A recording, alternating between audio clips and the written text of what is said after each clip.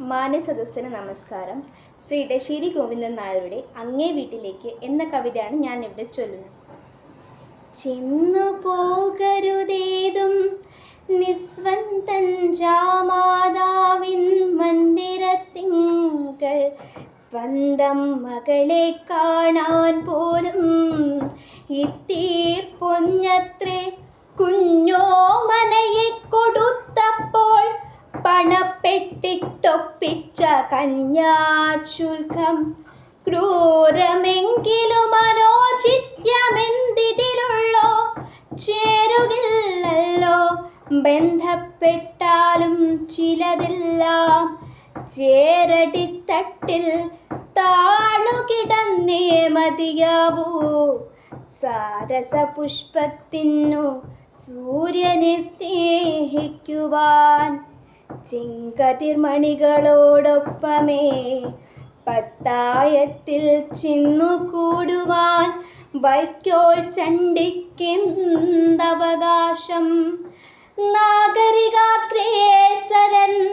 സമ്പന്നൻ ബന്ധുക്കാരൻ യോഗമിത്തിരിയുള്ള കൂട്ടത്തിലാണ് പുത്രി.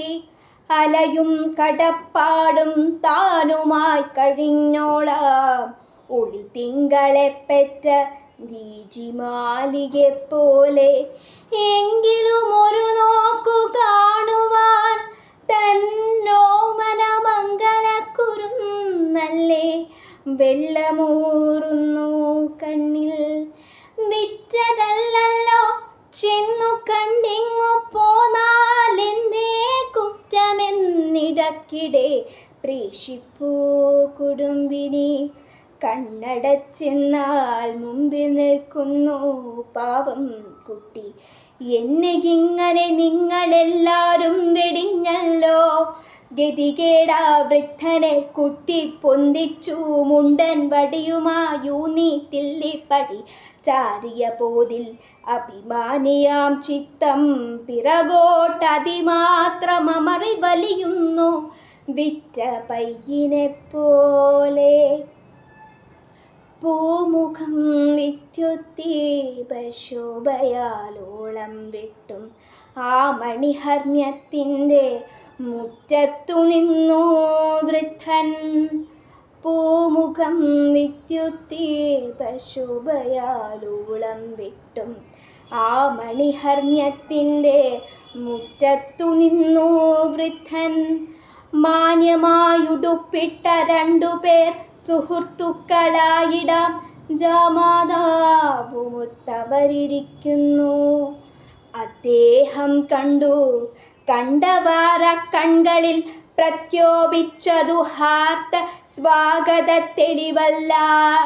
നീരസത്കരയുമല്ലൊട്ടു സംഭ്രമം മാത്രം നേരിടുമെമ്മട്ടെന്നാൽ ഇത്തരം ബന്ധുത്വത്തെ. മകളും മറത്തെത്തി അച്ഛനെ കണ്ടു ഭർതൃമുഖമണ്ഡലം നോക്കി നിസ്സഹായയായി നിന്നു.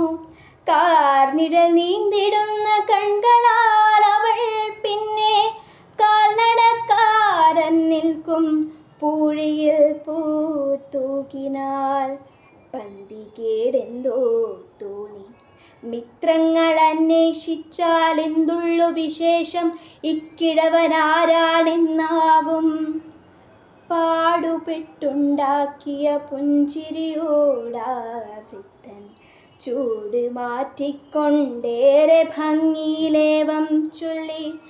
വഴി തെറ്റുന്നു വയസ്സാകുമ്പോൾ അങ്ങേ വീട്ടിൽ കയറേണ്ടതാണയാൾ കൂനിക്കൂനി. വഴി തെറ്റുന്നു വയസ്സാകുമ്പോൾ അങ്ങേ വീട്ടിൽ കയറേണ്ടതാണയാളിറങ്ങി കൂനിക്കൂനി.